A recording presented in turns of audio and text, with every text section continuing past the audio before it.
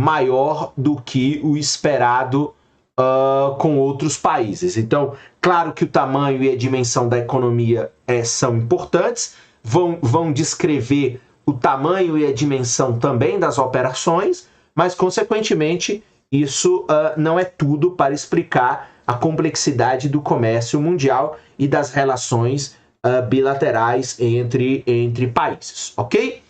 Pois bem, agora vamos ver os impedimentos ao comércio, distância, barreiras e fronteiras.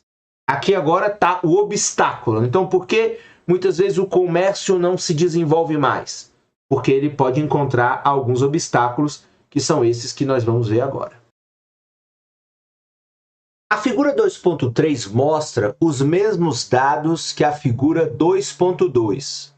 Comércio dos Estados Unidos, como uma porcentagem do comércio total com a Europa Ocidental em 2012, em um eixo, versus o PIB em porcentagem do PIB total da região.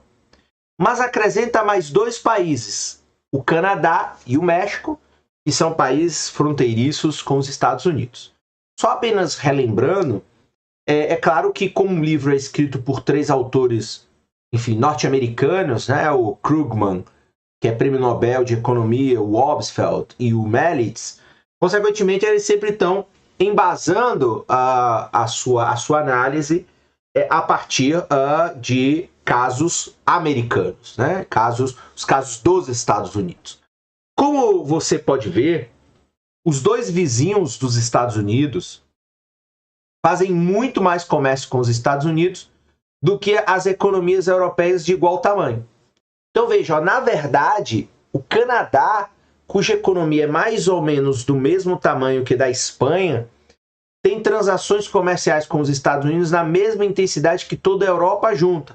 Ou seja, o Canadá, que é uma economia do tamanho da Espanha, portanto uma economia, enfim, de tamanho médio, os padrões atuais, mas que tem uma intensidade comercial com os Estados Unidos que é toda a Europa junto. Então veja, por que os Estados Unidos têm muito mais comércio com seus vizinhos norte-americanos, né, ali na América do Norte, do que com seus parceiros europeus? Então veja, uma das principais razões é o simples fato de o Canadá e o México, de que o Canadá e o México estão muito mais próximos. Portanto, é aquilo que a gente falou, a proximidade favorece as relações comerciais entre os países por uma questão de razão, por uma série de questões logísticas, enfim, de tempo de chegada da encomenda e etc. Então, consequentemente, se você tem países vizinhos que têm uma boa relação diplomática e comercial, consequentemente, o ideal é que eles façam como acontece aí no caso dos Estados Unidos e do Canadá. Claro que também o caso do México, mas aí são outras questões que a gente precisa depois levar em consideração para falar do México, porque o México não é desenvolvido como o Canadá e os Estados Unidos, participa desse comércio, mas consequentemente é um perdedor nesse caso, em alguns casos, mas aí depois a gente comenta os casos do México em outras oportunidades.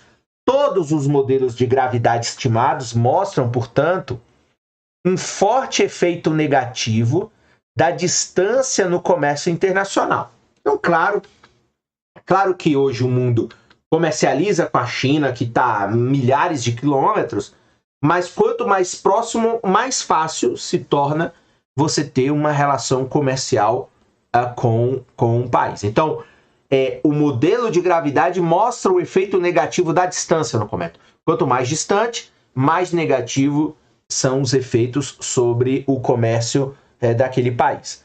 Estimativas típicas relatam que um aumento de 1% na distância entre dois países está associado com uma queda de 0,7% a 1% no comércio entre esses países.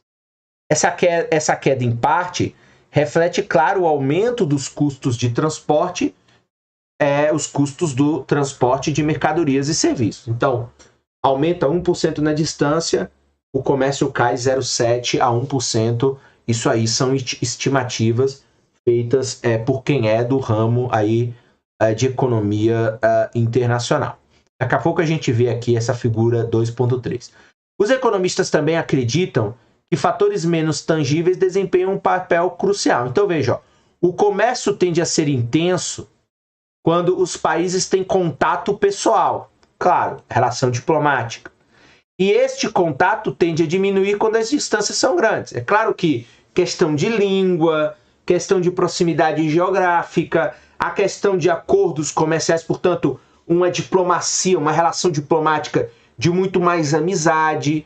Enfim, você tem um conjunto de coisas que precisam ser levadas em consideração para justamente justificar o porquê o Canadá, que até é um país pequeno, tanto populacional quanto economicamente não é um grande país, não desponta entre os mais ricos do mundo, entre as maiores economias também, e logo eles têm um bom relacionamento comercial com os Estados Unidos. Então veja aqui, ó, por exemplo, é fácil para um representante de venda dos Estados Unidos fazer uma visita rápida a Toronto, mas é um esforço muito maior para esse representante ir a Paris.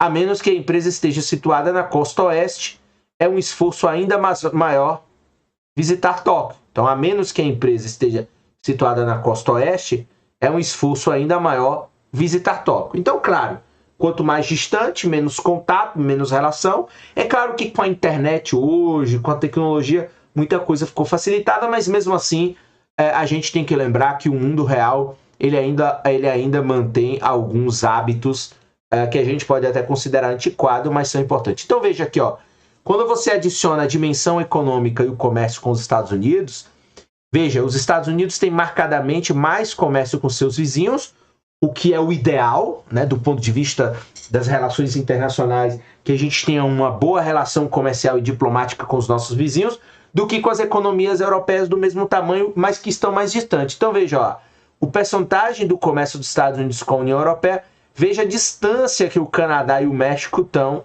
em relação aos países europeus. Então, ainda que, por exemplo, Alemanha, Reino Unido, França, Itália, Espanha, Países Baixos e a Bélgica sejam países sejam economias maiores, mais ricas, mais tecnológicas e mais poderosas que, por exemplo, o México, mas veja como os Estados Unidos têm uma relação comercial com o México muito maior do que esses países europeus que estão separados pelo Atlântico, né? E que, consequentemente, faz com que o comércio se torne um pouco mais difícil, exige um pouco mais de esforço, ok? Então, veja. Então, vamos lá. Então, observe que não é só o modelo da gravidade que explica as relações de troca, né, o tamanho da economia e a distância. Não. Questão da língua, questão da proximidade, questão da diplomacia e assim sucessivamente. Veja aqui, ó. Outra coisa que explica muito o porquê o Canadá e o México têm uma grande relação comercial de trocas de exportações e importações com os Estados Unidos. Então, veja, além de serem vizinhos dos Estados Unidos, o Canadá e o México são parte de um acordo de comércio com os Estados Unidos, que é o chamado Acordo de Livre Comércio Norte-Americano, ou o NAFTA, que garante que a maioria dos bens enviados entre os três países não seja sujeita a tarifas ou outras barreiras ao comércio internacional. Então, enquanto alguns países europeus, por exemplo, podem ter algum tipo de barreira ou tarifa para enviarem as suas mercadorias para os Estados Unidos ou também para comprarem, no caso ali do México e do Canadá, eles têm praticamente fronteiras livres, né? Ou seja, o free tax, né? Ou seja, um conjunto de impostos alfandegários foram derrubados, né? Você tem facilidade para entrar e sair com mercadorias dos três países, você faz consequentemente com que, claro, a intensidade do comércio internacional seja cada vez maior. Vamos analisar os efeitos das barreiras ao comércio internacional. Lá para frente a gente vai ver nos capítulos 8 e 9 os efeitos que as barreiras podem ter nos comércios. E o papel de acordos comerciais como o NAFTA, a gente vai ver lá na frente no capítulo 10 e na videoaula referente a esse capítulo. Por enquanto, vamos observar que os economistas usam, portanto, o modelo de gravidade como uma forma de avaliar o impacto dos acordos comerciais sobre o comércio internacional real. Então, a gente pega o modelo de gravidade, digamos assim, é um primeiro momento de análise, mas depois a gente vai adicionando outras questões. Então, veja, os economistas usam o modelo de gravidade como uma forma de avaliar o impacto dos acordos comerciais sobre o comércio internacional real. Então, veja, se um acordo de comércio é eficaz, deve estimular significativamente o comércio entre seus dois parceiros do que iriam prever por seus PIBs e as distâncias um do outro. Então, quando o modelo de gravidade não consegue muito explicar a relação comercial entre esses dois países, o resultado, portanto, é de que você tem que ir por outras vias, revelando que outros fatores, como acordos comerciais, estão, portanto, alavancando essa relação comercial além do que o modelo de gravidade explicaria. É importante observar, no entanto, que apesar de os acordos comerciais muitas vezes acabarem com todas as barreiras formais ao comércio entre os países, eles raramente tornam as fronteiras nacionais irrelevantes. Aí aqui eu só quero fazer um ponto, que eu estudo União Europeia também.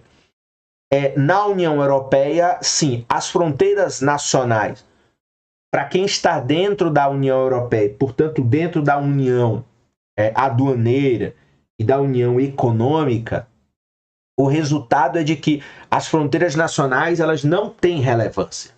Então, desde os anos 50, esse projeto de integração europeia fez com que as fronteiras nacionais para os parceiros da União, as fronteiras nacionais são irrelevantes. Mas quando eu estou falando do Brasil vender um saco de café para a Espanha, as fronteiras nacionais elas são relevantes, mesmo que exista um acordo comercial. É só essa diferença que eu ia fazer. Então, há casos sim no mundo, como é o caso da União Europeia, em que aquele conjunto de acordos comerciais fazem com que as fronteiras nacionais se tornem relevantes, porque você não tem, por exemplo, França e Espanha, você não tem mais fronteira econômica, você não tem mais aduana, você não tem mais alfândega, você não tem mais nenhuma gestão do fluxo de pessoas, do fluxo de capitais, de nada. Então, ali, a fronteira nacional ela já é irrelevante para aqueles dois países. Claro que as fronteiras nacionais existem quando se tratam de países terceiros que se relacionam, por exemplo, com a União Europeia. Então, no caso dos Estados Unidos, do Canadá e do México, aqui no NAFTA, você tem um acordo de livre comércio, mas, por exemplo, o trânsito de pessoas entre Canadá, Estados Unidos e México não é livre. Então, as várias reportagens que a gente vê, por exemplo, sobre o muro Estados Unidos-México, os limites que o mexicano tem também de ir para o Canadá, são muito maiores do que o trânsito das mercadorias. Então, aí, claro, as fronteiras nacionais elas não se tornarem relevantes. Então, para comércio e para dinheiro, vai e vem, mas pessoas não, trabalhadores não. Opa, aí tem limite. Então, isso é o que a gente precisa sempre pontuar como importante. Mesmo quando a maioria dos bens e serviços fornecidos através de uma fronteira nacional não paga tarifas aduaneiras e enfrenta poucas restrições legais, há muito mais comércio entre regiões do mesmo país do que entre regiões equivalentes situadas em diferentes países. Então, deu para entender? Então, há muito mais comércio entre regiões do mesmo país do que entre regiões equivalentes situadas em diferentes países. Então, vejam, a fronteira Canadá-Estados Unidos é um caso. Então, veja, os dois países fazem parte de um acordo de livre comércio. Então, na verdade, havia um acordo de livre comércio entre Canadá e Estados Unidos mesmo antes do NAFTA. A maioria dos canadenses fala inglês. E os cidadãos desses países são livres para cruzar a fronteira, vou subir aqui, com um mínimo de formalidades. Então, aqui realmente não tem fronteira nacional. Estados Unidos, Canadá, não tem. Contudo, dados sobre o comércio das províncias canadenses individuais entre si com os Estados Unidos, mostram que, se todo o resto for igual, há muito mais comércio entre as províncias do que entre há muito mais comércio entre as províncias e os estados dos Estados Unidos. Aqui tem uma repetição no texto, né? Tá errado, tá? Enfim, tem um erro aqui. Então, contudo, dados sobre o comércio das províncias canadenses individuais entre si com os estados dos Estados Unidos mostram que, se todo o resto for igual, há muito mais comércio entre as províncias do que entre as províncias e os estados dos Estados Unidos. Não, tá certo. Eu que tinha lido de maneira equivocada. Então, veja, há muito mais comércio entre as províncias no Canadá do que entre essas províncias e os estados dos Estados Unidos. Então, veja, a tabela 2.1 ilustra a extensão dessa diferença. Então, ela mostra o comércio total, exportações mais exportações, da província canadense da Colômbia Britânica, ao norte do estado de Washington, com outras províncias canadenses e com os estados dos Estados Unidos, medidos, claro, como uma porcentagem do PIB de cada província ou estado. Então, veja, a figura 2.4 mostra a localização dessas províncias e estados. Então, cada província canadense é pareada com um estado dos Estados Unidos que esteja mais ou menos à mesma distância da Colômbia Britânica. Então, veja, o estado de Washington e Alberta fazem ambos fronteiras com a Colômbia Britânica. Ontário e Ohio estão ambos no centro-oeste e assim por diante. Com exceção do comércio com o extremo leste da província canadense de Nova Brunswick, o comércio intracanadense cai constantemente com o aumento da distância. Então, o comércio cai intra-Canadá se a distância aumenta. Mas em todos os casos, veja, o comércio entre a Colômbia Britânica e uma província do Canadá é muito maior que o comércio com um estado dos Estados Unidos igualmente distante. Então isso mostra, por exemplo, que você tem estados nos Estados Unidos. Então veja, quando diz aqui que a Colômbia Britânica e mas em todos os casos, o comércio entre a Colômbia Britânica e uma província do Canadá é muito maior do que o comércio com o estado dos Estados Unidos igualmente distante. Então isso mostra que muitas vezes estados que estão nas fronteiras, eles têm uma relação de troca com esse país mais próximo muito maior do que com outros estados. Ou seja, seria como se fossem estados voltados para comercializar com outro país. Se a gente for aqui, vamos aqui, na tabela 2.1, né? Então, comércio com a Colômbia Britânica como porcentagem do PIB de 2009. Então, comércio com a Colômbia Britânica. Antes disso, para quem não conhece muito o caso dos Estados Unidos, vamos ver aqui, então aqui, nós temos as províncias do Canadá e os estados dos Estados Unidos que fazem comércio com a Colômbia Britânica. Então, veja como tem. Então, você tem as províncias canadenses, né, que fazem fronteira com os Estados Unidos. Então, são 7, né? Colômbia Britânica, Alberta, Saskatchewan, né? Um nome, acho que é indígena. Manitoba, Ontário, Quebec e New Brunswick. Tá aqui colados, são estados colados com os Estados Unidos. E os estados dos Estados Unidos que fazem comércio com o Canadá. Então, veja que você tem aqui 2 estados colados, né? Washington, Montana, Califórnia, né? Ohio, Nova York e o estado de Maine aqui, que é um estado pequenininho que está colado aqui também na fronteira com os Estados Unidos, né? Então veja, estatística canadense do Departamento de Comércio. Então, aqui só para localizar. Então, o que acontece? Quando você vem aqui na tabela, então, comércio com a Colômbia Britânica. Então, veja, comércio com a Colômbia Britânica. Então, comércio como percentual do PIB. Comércio como... tá repetido aqui. Comércio como província canadense. Alberta, Manitoba, Ontário, ok, as províncias canadenses. Comércio como percentual do PIB. 6, 2, 2. Comércio como percentual do PIB está repetido aqui, não sei porquê. E estados dos Estados Unidos com distância similar à Colômbia Britânica. Então, Alberta, aí você tem Washington, Montana, Califórnia, Ohio, Nova York e Maine. E aí o que acontece? É a distância, né? Então veja, a distância que existe por exemplo, do estado aqui, por exemplo, da província de Quebec para o Colômbia Britânica. Então, essa distância aqui do 0 para o 5, né? Ou seja, deixa eu perder aqui do Colômbia aqui para Quebec, é a distância para Nova York, né? Então, distância para Nova York. Quebec 5 seria a mesma distância. Então isso mostra aí, enfim, para a gente ver aqui, claro que os estudos aqui eles vão começando a ficar complexos, e aí você nota o desafio de você entender. Então aqui, ó, se a gente voltar aqui para o texto, ó, vai dizer, então, ó, os economistas usaram dados como os mostrados na tabela 2.1, junto com as estimativas do efeito da distância em modelos de gravidade, para calcular a fronteira Canadá-Estados Unidos, apesar de ser uma das mais abertas do mundo, tem tanto efeito em dissuadir o comércio, quanto se o país estivesse a 1.500 a 2.500 quilômetros de distância. Então veja, por que as fronteiras têm um grande efeito negativo sobre o comércio? Então esse é um tópico de pesquisa em andamento.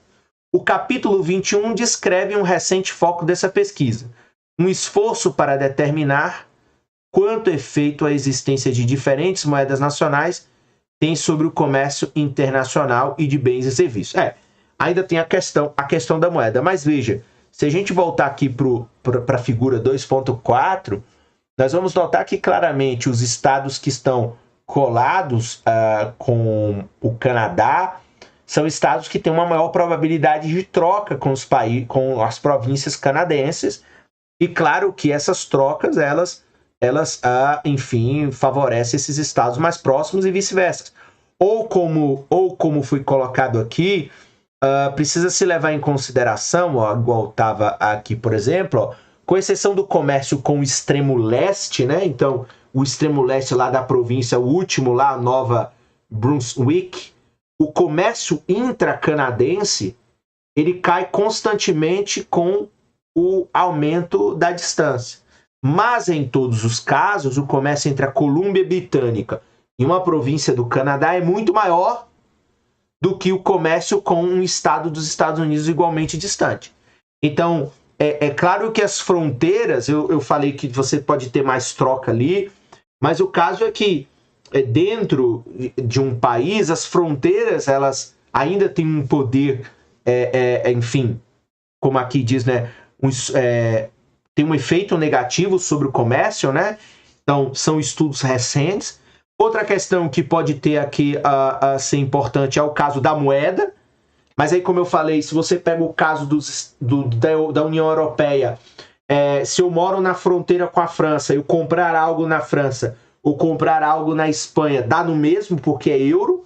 Talvez a questão linguística possa ser alguma coisa, enfim, claro, você sempre pode ter coisas subjetivas que vão explicar por que os consumidores tomam decisões que nem sempre são aquelas que vão ser explicadas pelo modelo da gravidade. Então, o modelo da gravidade explica um pedaço das coisas, mas a gente precisa levar em consideração essa outra coisa. Então, o que está posto aqui é que, claro, além dos estados americanos que fazem fronteiras com o Canadá ser aqueles que têm maior probabilidade de fazerem trocas comerciais, é preciso levar em consideração que dentro de um país, muitas vezes, e ainda mais num país que tem o dólar americano, aqui o dólar canadense e aqui o peso mexicano, é capaz que esses estados, né, essas províncias, buscam executar um comércio intranacional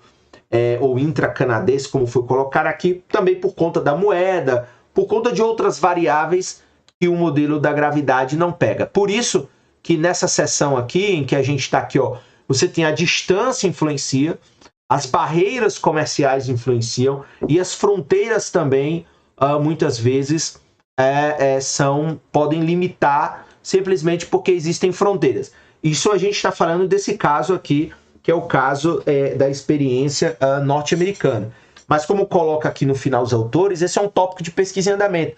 Porque não me parece, na União Europeia, por exemplo, quando você pega países muito pequenininhos como Bélgica, como Holanda, né, os Países Baixos, você pega ali, estão encravados ali entre França, Alemanha, então assim, como tudo é euro, e como, enfim, tecnicamente o idioma pode ser um problema, etc., mas a execução da atividade comercial, ela não tem muita diferença, é muito pouco. Mesmo que você tenha a tal da fronteira que não desapareceu, porque os países ainda têm as suas devidas fronteiras, mas, como a gente falou anteriormente, enfim, as fronteiras, no caso americano, são praticamente irrelevantes. Aqui, a gente vê que não. Também, então assim, se você tem aqui a fronteira dos Estados Unidos com o México, consequentemente, mesmo que você tenha um estado colado aqui com o México, você, consequentemente,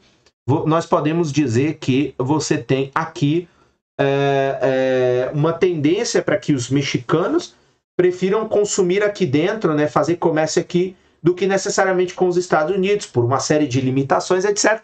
Ainda que do ponto de vista do comércio, tudo isso seja importante, seja um fluxo grande, mas a gente está falando aqui digamos assim, do cotidiano. É claro que as grandes corporações, elas vão se integrar a esse modelo de conexão dos três mercados e, ok, elas vão tocar para frente os seus projetos. Mas outras experiências menores, a gente não consegue presenciar, pelo menos há uma certa dificuldade, que são essas barreiras, ok? Agora vamos aqui